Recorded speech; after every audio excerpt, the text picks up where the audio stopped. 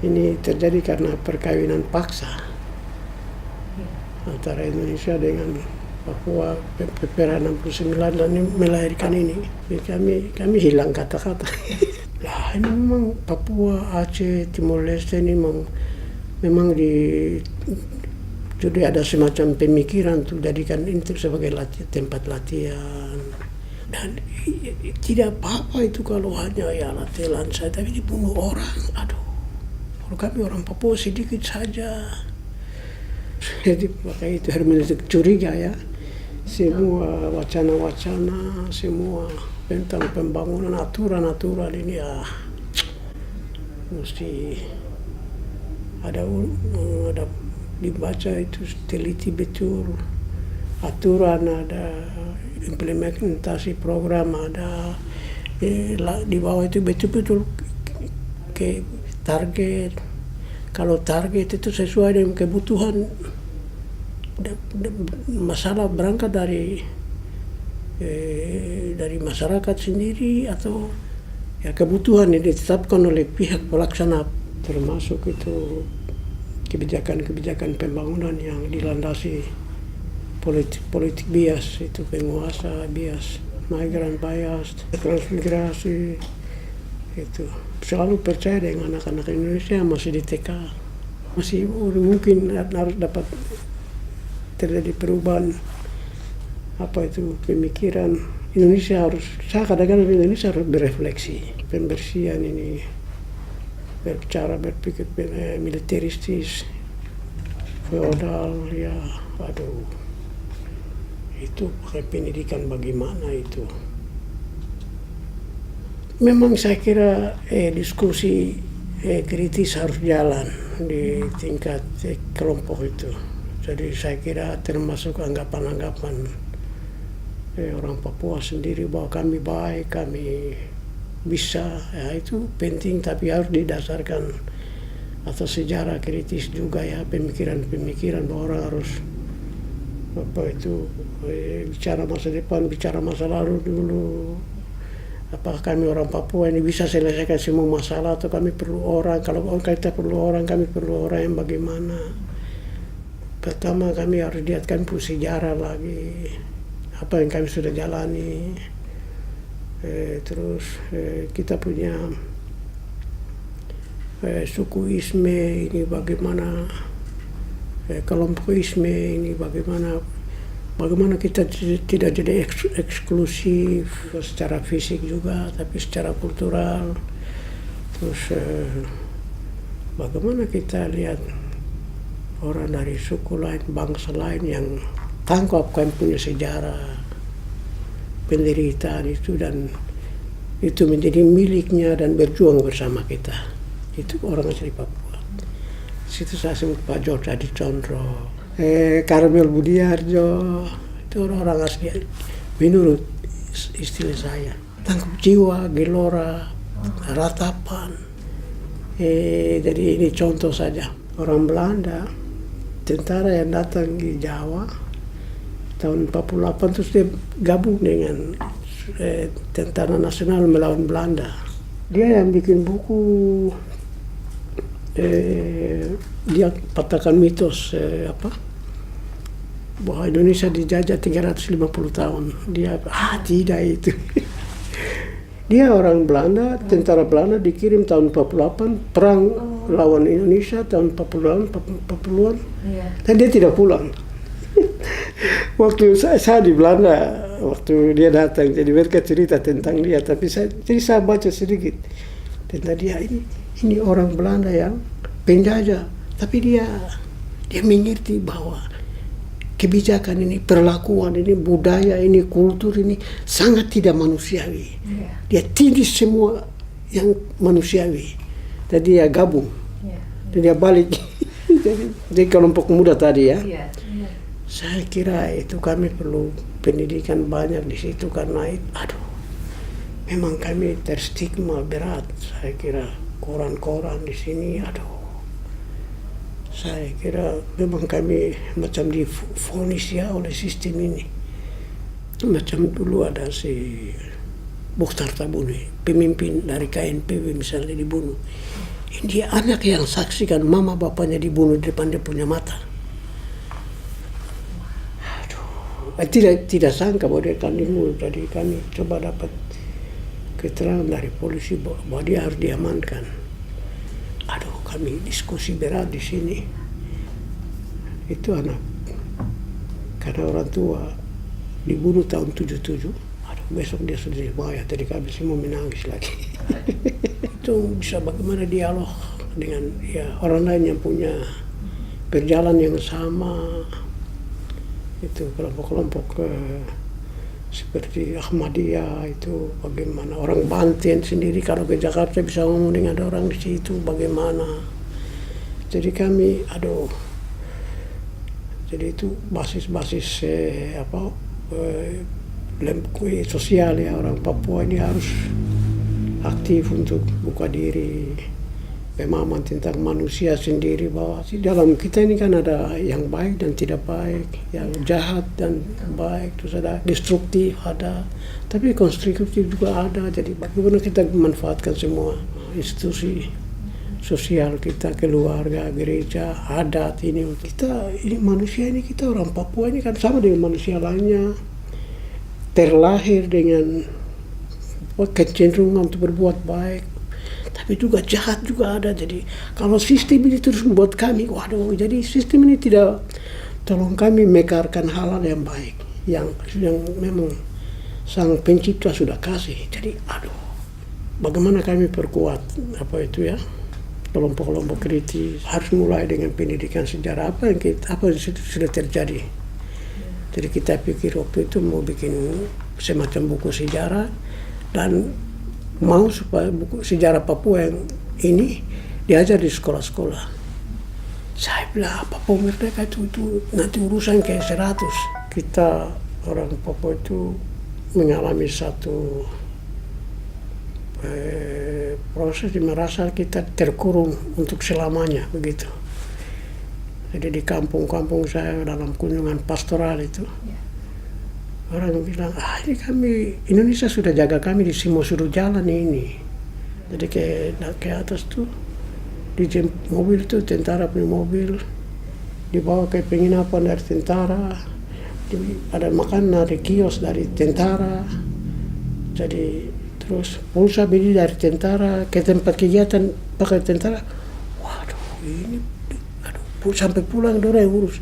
Ya ini bukan otonomi khusus yang kita inginkan. Itu dunia kami, seperti yang kami lihat mungkin bertentangan dengan yang Indonesia pikir, tapi itu kami ada di situ.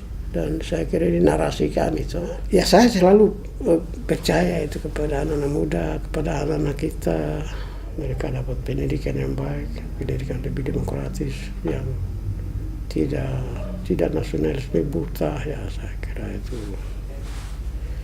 mungkin bisa. Saya selalu bilang, nasionalisme Indonesia ini kita mesti duduk sama-sama. Indonesia masa depan ini semua suku duduk sama-sama. Kita mau apa? Indonesia yang bagaimana? Bukan hanya sekelompok elit putuskan baru tentara bawa dan ini. Itu gila dari mana? Saya kira Indonesia tidak punya niat baik. Apalagi setelah Aceh sudah mungkin sudah posisi militer di sana mungkin sudah berkurang, atau ini satu cara mereka hidupi diri, barangkali hidupi lembaga itu. Saya kira rasisme juga sangat menguat belakangan. Kami baru diskusi kemarin, ada Pak Kasepo punya anak, dia datang, kami coba diskusi sedikit. Yang dia punya bapak dulu gubernur pertama di sini, dikasih nama pahlawan. Tapi si Facebook kami baca itu, kenapa taruh monyet ini di jadi itu radikalisasi itu di kalangan muda itu. Mungkin foto dia waktu tua, tapi memang itu sudah kondisi-kondisi ini tidak membuat kami tambah eksklusif lagi. Ini kan nanti destruktif buat kita sendiri. Jadi saya kira semua manusia itu kan ada yang plus minusnya ada. Jadi kita perlu sekolah pendidikan baru, barangkali dengan kurikulum baru, dengan arah baru, filsafat baru, kerangka baru, kerangka yang hargai keberagaman, yang lokal, tapi juga ya sedikit nasional dan sedikit global. Bulan ini kita ada perang suku di kota. Ini terlalu banyak politik di dalam, jadi kan macam Timika. Timika ini, aduh, paling berat. Saya pergi 2 kali. Jadi polisi yang sudah tahu, polisi yang bikin kegiatan waktu saya mau kegiatan turun. Yeah. Jadi mereka kata, ini polisi ini kami sudah serahkan pelaku, terus kasih bebas. Ya karena terus begitu ya masyarakat ambil alih, perang lagi. Karena berharap polisi selesaikan tuh. Yeah. Jadi saya kira, aduh, apakah ini karena memang di Kabupaten Mimika, provinsi, semua kabupaten ini yang daerah merah ini uang pengamanan banyak, di anggaran tetapkan. Karena ya, aduh, daerah merah dah. Jadi kami kemarin, dulu tahun-tahun 90-an tahun sampai 2014 ini Polda suka bikin jadwal. Nanti di sini mereka, wah ini dari mana? Jadi sudah terjadwal, jadi kami mulai pikir, wah. Jadi kemarin kami diskusi, itu Pangdam bilang, ini Pilgub dan Pilpres nanti potensi penyusupan, mereka bilang ke OPM tapi separat KSB nanti banyak. Kemarin kita mesti ketemu Pak Pangdam atau Pak Kapolda ini, Pak ini kita ini instruksi ke bawah supaya bikin rekayasa supaya OPM buatan bisa, OPM KSB piaran bisa kasih masuk atau ini kita curiga ini. Mereka yang kebanyakan mereka juga tahu, kami gereja juga tahu, orang-orang yang pegang-pegang senjata ini kan sudah tahu juga. Wah jangan bikin kacau, ini kita lagi duka banyak orang Papua mati. Jadi kita ada tadi malam pikir tentang mau ketemu Pangdam dan Kapolda, lalu bikin surat gembala. TNI Polri TPN pembayangan semua ada. Kalau yang asli tidak jalan, yang ini simpanan bisa kasih masuk juga bisa. Saya kira 2 tahun ini paling berat menurut saya karena ini banyak uang. Jadi saya mau cek uang berapa di DPR dulu. Kalau di sini pilkada ini yang si WMP Tipo dengan Suai ini orang tidak ada. Kalau konflik kan dibuat. Aduh, jadi Otsus ini saya kira itu menurut saya kami secara elit, baik pemerintahan, mungkin juga gereja, masyarakat sipil, itu saya kira kita belum siap waktu dia datang. Kelola uang banyak, tidak mengecek aturan-aturan. Juga saya kira lebih juga tidak bisa tangkap semua masalah di basis sejarah politik, ya, sosial juga, pendidikan, kesehatan. Aduh, selama ini dengan janji-janji Orde Baru di awan-awan, jadi dengan terus dapat uang lagi, ya tidak tahu bagaimana, tidak belajar identifikasi masalah, mana yang paling urgent, mana yang tidak, terus mana dari semua masalah ini bagaimana bikin prioritas, terus bikin program bagaimana. Ini kita tidak siap, saya kira. DPR juga tidak, karena begitu juga DPR juga tidak bisa bikin regulasi yang mengakomodir itu keberpihakan, penguatan dan pemberdayaan, apalagi ada 3 itu orang asli Papua. Jadi DPR sendiri juga ya pendidikan formal juga, aduh, ini juga terlalu banyak orang beli jasa juga, aduh, saya heran lagi.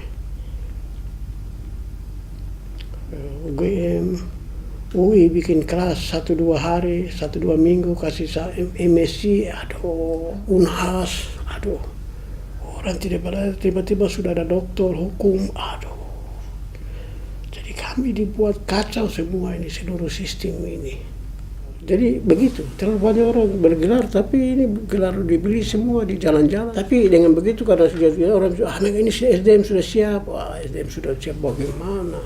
Di Jawa ini, di Jakarta ini terlalu banyak sekolah baru bikin di sini 1-2 minggu sudah kasih gelar sarjana teologi segala macam. Aduh, hadiah tapi kalau tidak gunakan, tidak mengerti apa itu maksudnya ya nanti tidak mengerti. Tahun berikutnya evaluasi pil obat untuk kasih orang Papua demam malaria dalam bidang kesejahteraan, pendidikan, kesehatan, transport, sosial itu bagaimana? Dong sudah rasa obat ini sudah menolong atau tidak? Terlalu banyak orang pintar di Indonesia, di mana-mana panggil orang. Bagaimana yang terjadi di lapangan? Karena uang ini kan untuk mereka. Aduh, di Papua ini bukan orang Papua saja yang bermain. Aduh, semua ikut bermain. Jadi bisik sana, bisik sini. Semua uangkan semua. Orang Papua juga banyak yang mulai masuk situ. Aduh, orang tidak jalan. Jadi pendidikan saja. Pendidikan keperawatan, apakah guru-guru betul-betul orang yang kita mesti bayar? Kita tidak bisa anggap mereka malaikat. Bayar orang, tapi orang juga harus melayani baik. Dapat guru yang baik tapi tidak, itu juga kurang ajar. Tidak bisa kan uang banyak kalau betul, tapi orang tidak punya niat baik dan barangkali terlalu apa itu. Saya kira orang Papua mengalami kedangkalan, kebuntuan sangat.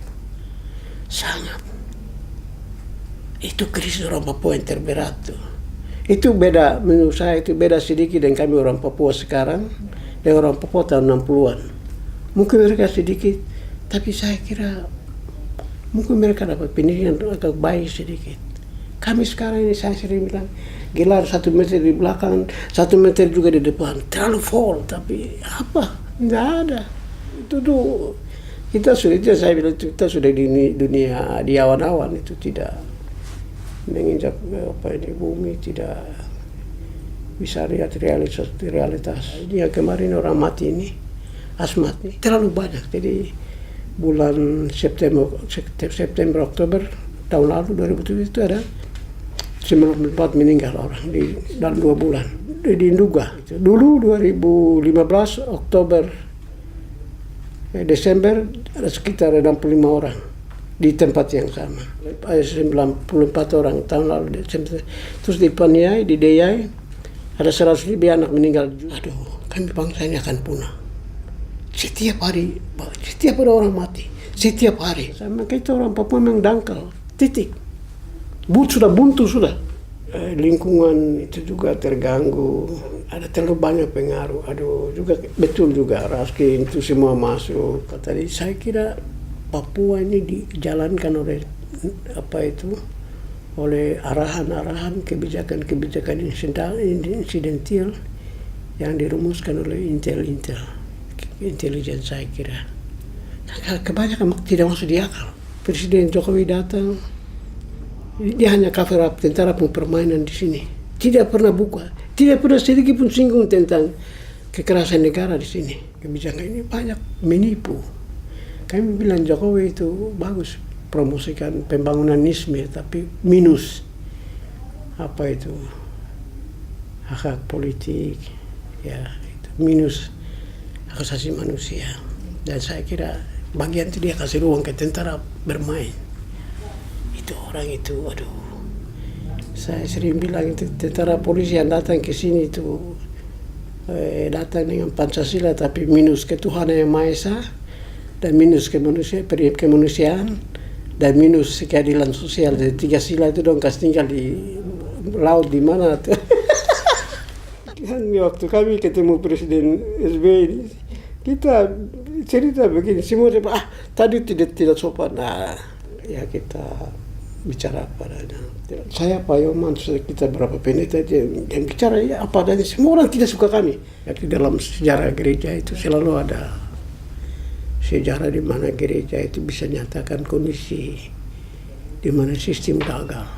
Afrika Selatan juga dulu bikin, Jerman juga waktu Nazi bikin. Jadi, kita sudah pikiran sudah tertutup tahun 2010 itu. Waktu itu